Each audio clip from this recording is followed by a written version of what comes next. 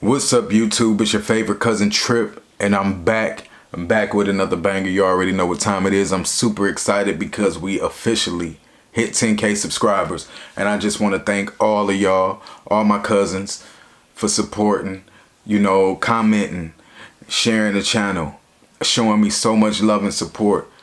I really couldn't have did it without y'all. This channel is for y'all. If you new to Tripp Plug, go ahead and subscribe because we ain't stopping right here. It's somebody out there that need to receive a word, that just want to have a safe space where they could talk and share their feelings and get some good advice from the whole family. So, if you haven't subscribed already, I invite you to subscribe. It's a lit channel. We the realest channel on YouTube right now, and yeah, it's going up. If you already part of the fam, you already know. Hit that like button because it's about to be lit. Why it's about to be lit? Because this is part 2 of the preacher that stole my heart and stole my innocence. Holla at your boy.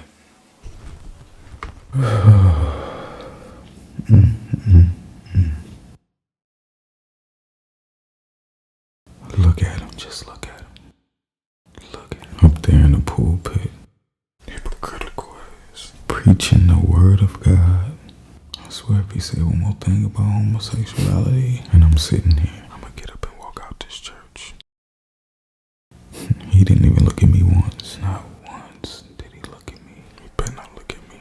And look at all these women. Just look at them. Jezebels. Staring at him. Hanging on to his every little word. Y'all really believe that? Flocking to him. I bet you they all getting wet. All vibing for his attention. Wanting his affection. I know you want him. I know it. And I guess I'm supposed to feel special. What am I supposed to feel? Special. Because as soon as we leave here, I bet you, he's gonna be all over me. All over me. And he'll be mine. All mine again. He loves me. Is this love? Is it? It feels like love. It feels so good. It feels good sometimes. It feels so good.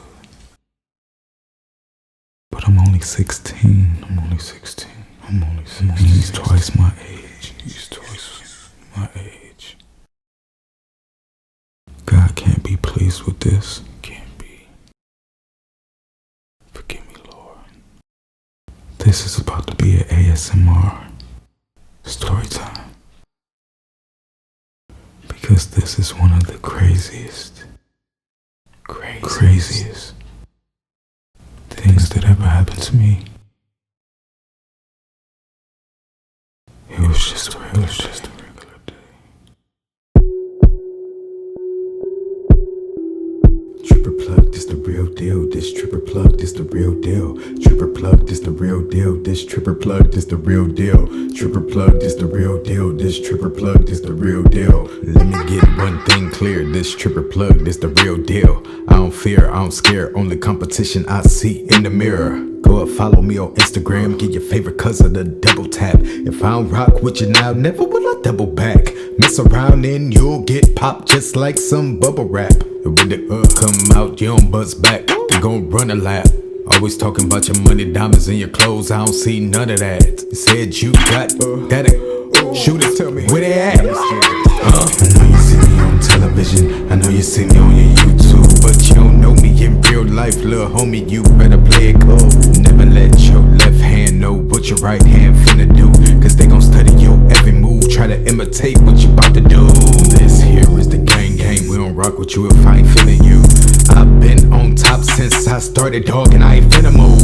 Listen, cousin, I've been a move since I've been in school, and I've been ready to get it poppin' anytime that I'm in a feud. They be snitching in they interviews, doing anything just to get a view. How you to go? Your career shorter than a damn interlude. Then they talk slick in a safe space, punch them in the face, you getting sued. That's how you make your local news. That's how they go viral too, trying to come up off of you. I know you see me on your television, I know you see me on your YouTube, but you don't know me in real life. Pussy nigga, you better play it cool. So I was asleep and I must have felt somebody standing over me because I woke up and the guy that I met earlier that night was standing over me, D. And it was my first time actually looking at D and really looking at his face. And I mean, I thought he was beautiful. His skin was peanut butter and it was smooth as peanut butter too. His eyes were dark brown with thick eyebrows and he had black curly hair. His lips were big and he just had big features. And he just looked at me and, I said, what's up? Like, and he kissed me. And I mean, when he kissed me, the kiss was amazing.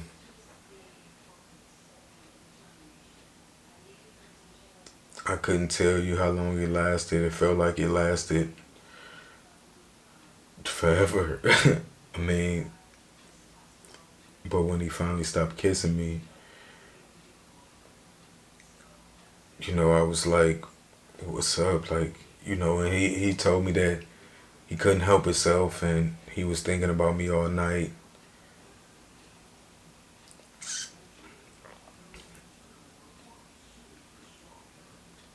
I was just kind of like stunned and I really didn't know what was happening. I didn't know if I was dreaming or if it was reality. But D, he left the room and I could hear him going to the bathroom. I could hear the toilet flushing. I could hear the water running. I heard his footsteps going back into the room with Uncle Ray. And I heard the door close. And this is about to be a story time because this is one of the craziest things that ever happened to me. Say it with me, cousin. It was just a regular day.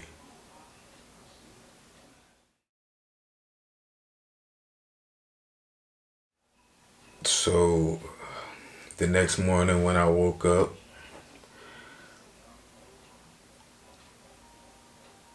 I think I must have been awakened by the sounds of the shower running and Uncle Ray and Dee walking around upstairs getting ready for work. I laid there in bed for about 10 minutes and then I got up and I went down to the kitchen to make me some breakfast. I still didn't know if what happened was a dream or was it reality because it didn't seem real.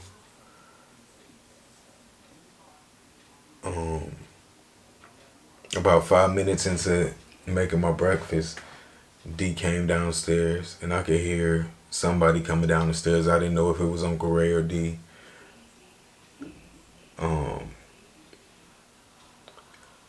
But I turned around and it was D standing there in the kitchen looking at me. And he said, "Hey, good morning." And just the way I looked at him and the way he was looking at me, it was just starting to become real. I looked at him and He asked me, he said, "Can I have a hug?"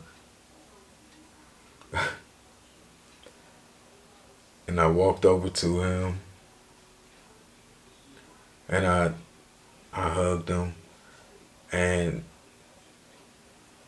when I tell you, it wasn't a tight hug, it was the warmest, most gentle embrace. He put his arms around me. It was kind of like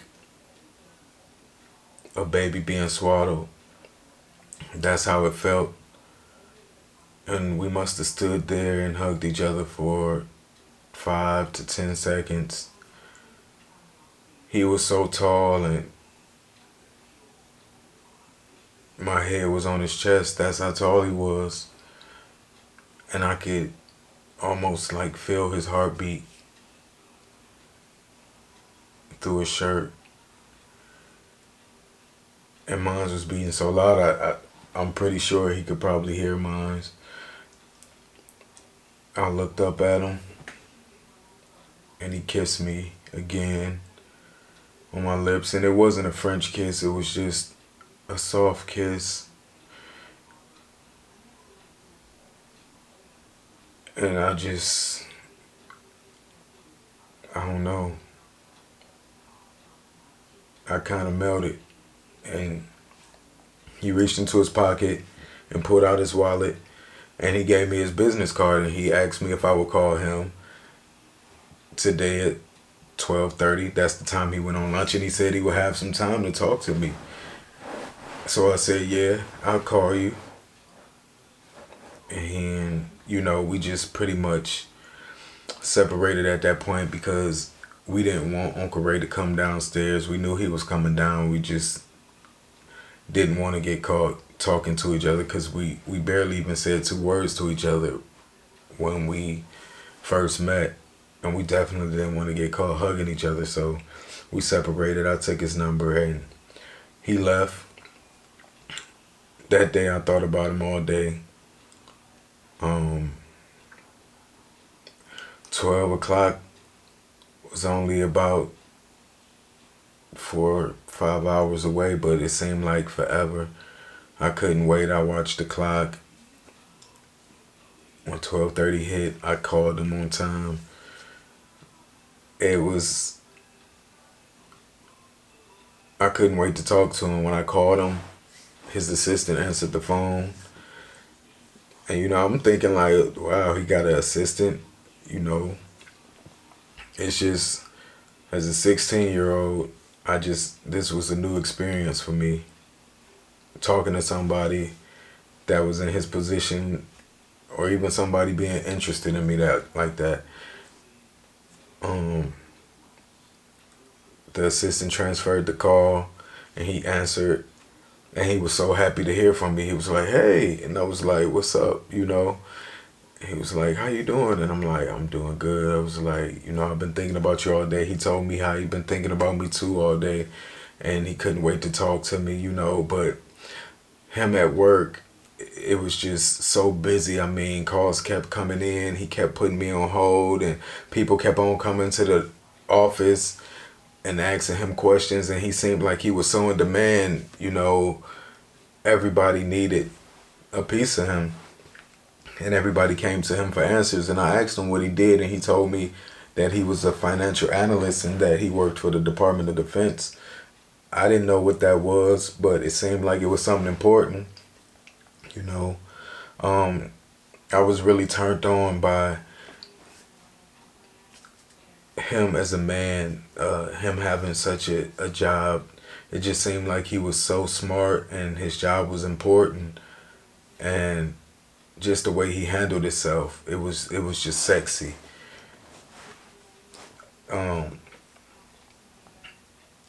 So I'm just more intrigued by him now.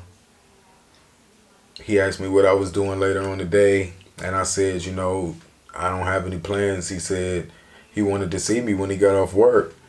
And I was like, well, what you gonna do, come back over here, and stay the night? And he was like, nah, I'm not gonna stay in Cleveland today. I need to get back to Youngstown.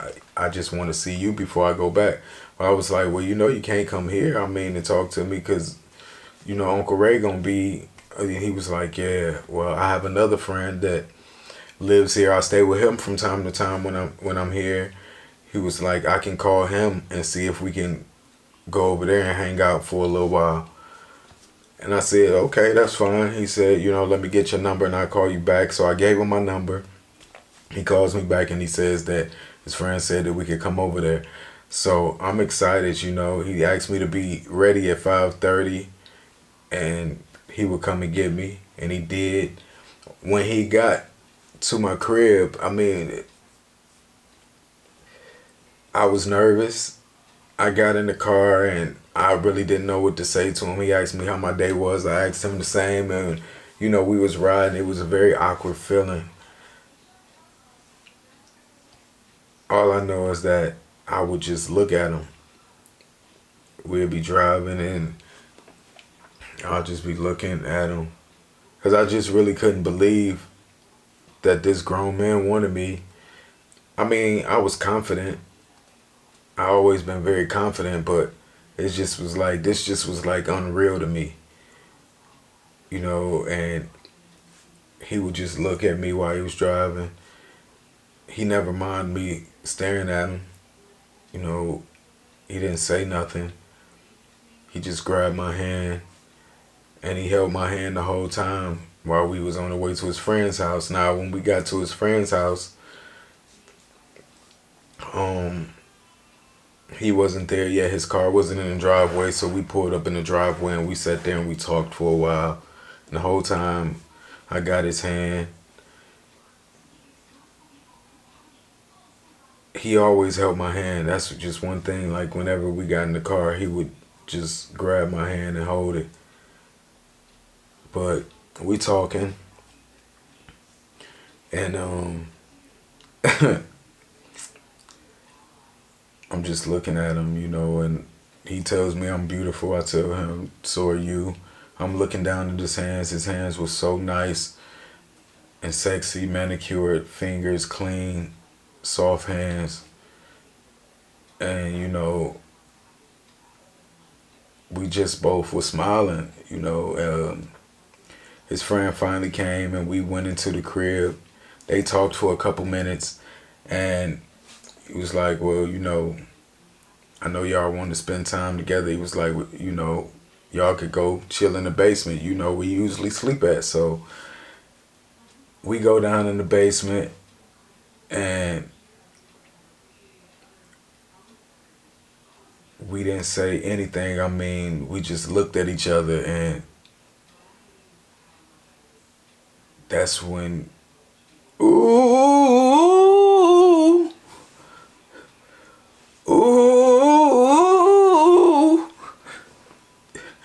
come in here, take off your clothes. We can do it till we both wake up. It was, I want to sex you up, color me bad.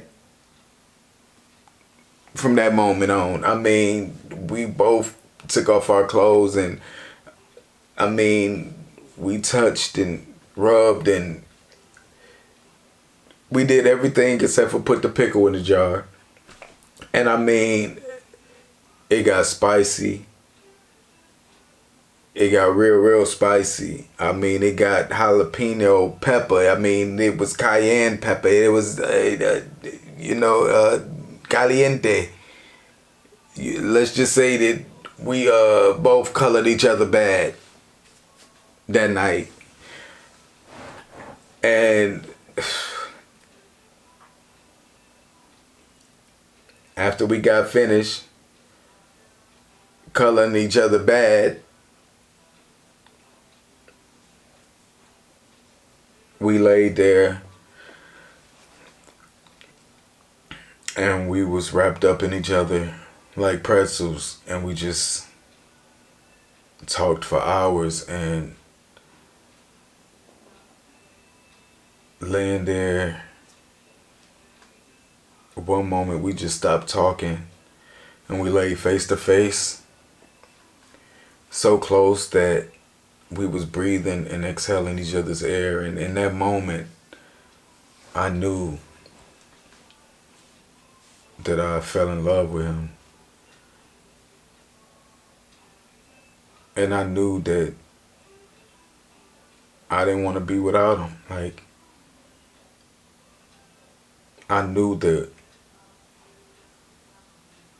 and he knew it too. We laid there not talking after we talked about everything, or what I thought was everything. He told me that he had a son, and I told him my situation, having trouble at home with my mother, and that's why I was staying with Uncle Ray. But I didn't tell him that I was a runaway, and I didn't tell him that my mom probably was looking for me. But all that needed to be said at that moment, we said, and then we just laid there not talking. When we did talk again, it was, him saying that he didn't want to leave. And would I stay with him for the night? I said, yes, I would, but I'm like, what about your son? He was like, I'll go back tomorrow. I'll drop you off in the morning and I'll go back after work. I said, he said he had extra clothes that he could wear in his car, and we stayed the whole night, wrapped up in each other. I just don't know what happened, but I knew that I had to be with him. The next morning, he took me back to Uncle Ray's house, and he went off to work, and he called me throughout the day several times, and we talked every chance he could. He was telling me how much he missed me and that he really didn't want to go back, and this was Friday, so he was off on the weekends, and he asked me, would you go to Youngstown with me and stay with me for the weekend, and I will bring you back on Monday when I go to work? And I said, is that what you want me to do? He said, yes, we could be in the car, we could talk more, we could just hang out this weekend. And I said, if that's what you want me to do, I'll do it. So he came and picked me up after work, and here I go, y'all. 16 years old, on the run. My parents are looking for me. I just stole Uncle Ray's crush. I've fallen in love with this man that's twice my age, with a son. And now I'm on my way to Youngstown with this man I just met a few days ago.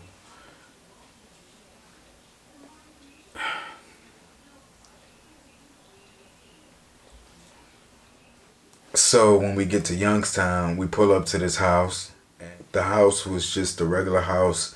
It wasn't nothing fancy. His son runs out on the porch screaming, "Dad." He was so excited to see him. D got out the car and he hugged his son, and he was like, "Hey, what you been up to?" And they kissed each other on the lips.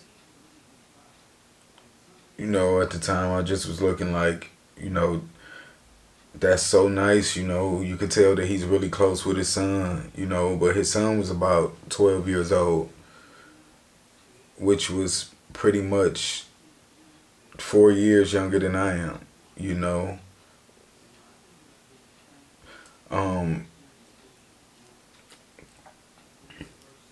Dee's whole aura changed once we got to that house, though.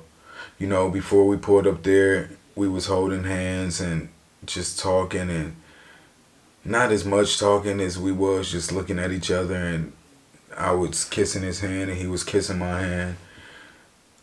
But his whole energy changed when we pulled up to his mother's house. He became very frustrated and annoyed, and his head started hurting, and he was super tired and drained. And I know he had drove about an hour and 20 minutes, time that it took to get, to Youngstown from Cleveland. But it just was something more than that, that I was sensing. So we walked into the house, and the house was so crowded and junky, and it was just stuff everywhere. I mean, everywhere. You can't imagine, like mail and paper and stuff that people bought, and it was all types of things on the table and clothes, and it was just nowhere to sit or anything like that. He lived there with his mom, his three brothers. Two of them was in their 20s. One of them was adopted.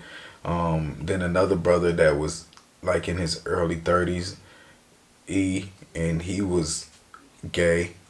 At the time I could tell. I don't know if the family knew about it or they claimed they didn't know. But D knew, and D told me that he knew about him, and I was the only person who knew about him out of his brothers. The other brothers didn't know. His son didn't know. His mom and them didn't know. So being there was very awkward.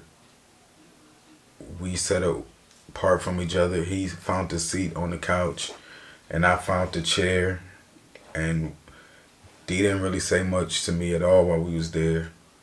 It was pretty much him just catering to his family. I mean, they was coming in, asking him stuff, and people from calling him on the phone.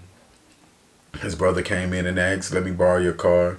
He gave him the keys, and it was just like he was just there like he had the worst headache. He was just tired and drained, and just felt like everybody was getting on. He really didn't have any time to even just relax before he got there, and everybody was, asking for things.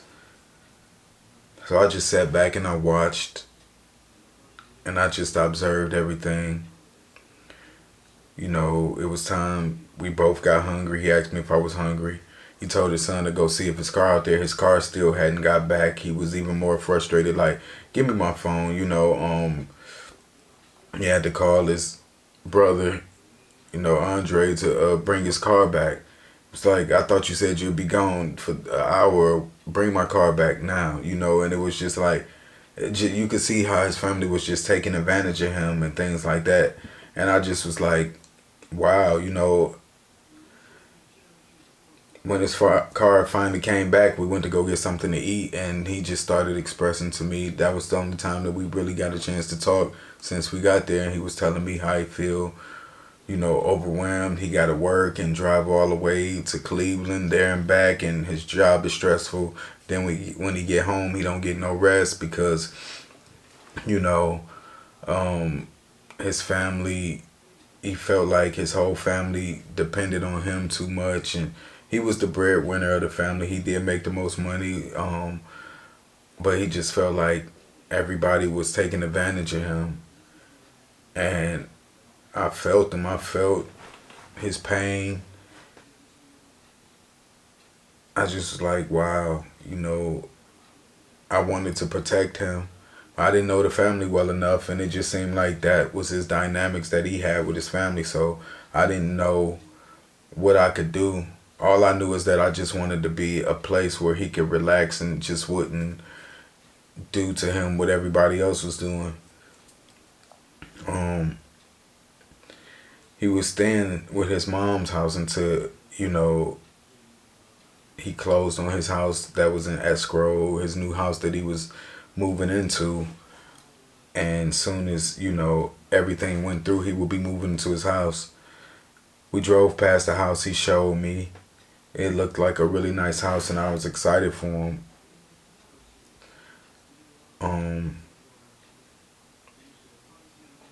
We stayed there. He called off of work for the next couple days because he needed to handle some things and he wanted to spend some time with me. So he took vacation days. So we really didn't even, we had a long weekend.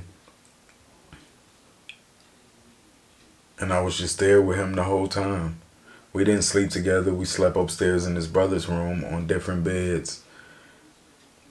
And I would just look at him and he would look at me from the bed until we fell asleep. Sometime his son would be in the bed with him. And it was just like we was just friends for those next days. I was just there to support him. It wasn't what I thought it would be as far as like how it was at Ray's house or even at his friend's house. It was totally different. He finally closed on the house and, you know, I helped him move into the house. He got his stuff from his mom's house and the things that he needed from storage, and we moved into the house, and I was excited for him. But he asked me if I liked the house, and I said, yeah, it's nice. He was telling me the things that he wanted to do to the house to upgrade it and make it better. And I was like, yeah, that's what's up. And he asked me if I would live there. And I was like, what you mean? Like, would I buy this house? And he was like, no, would you live here with me? I mean, like, this could be both of our house. And I just was like, I mean, you want me to live here with you? He was like, I want you to be with me. And I was like, yeah, I will be with you. I'll stay here with you. So now I'm moving into this house with this man and his son that's 12 years old, and I'm 16 years old, and I'm about to be a full family. I'm still on the run. My family's still looking for me. Uncle Ray still don't know what's going on. And now I'm in a whole relationship and about to leave Cleveland and live in Youngstown. I needed to go get my clothes from Uncle Ray's house, so I needed to tell him that I was leaving and that I was in a relationship with D. D avoided it for so long. I kept telling him, you know, we need to tell Uncle Ray because I need to go get my things. And he was always tired after work and had a headache and things like that. So we put it off for a while, but finally he was in a good enough mood and felt well enough to call and tell Uncle Ray. And I told him that he needs to tell him, like, as a man, you know, that was your friend. You need to let him know how you feel about me. And he was like, I will. And we called him, we put him on speakerphone, and we called Uncle Ray. Uncle Ray answered the phone. And D said, hey, what's up? How you doing? And he was like, what's up? And he was like, I got something to tell you. And Uncle Ray was like, what's going on? What you got to tell me? And he was like, me and Ali are in a relationship. And Uncle Ray said, if you want to hear part 3 to this story, the preacher who stole my heart and stole my innocence, because trust me, it gets deeper and deeper and deeper. This might actually have to be a 5-part. But thumbs up this video. If you're new to the channel, go ahead and subscribe. Thank y'all for 10K. And it's going all the way up. But stay tuned to part 3. Holla at your favorite cousin. Tripp, I'm out.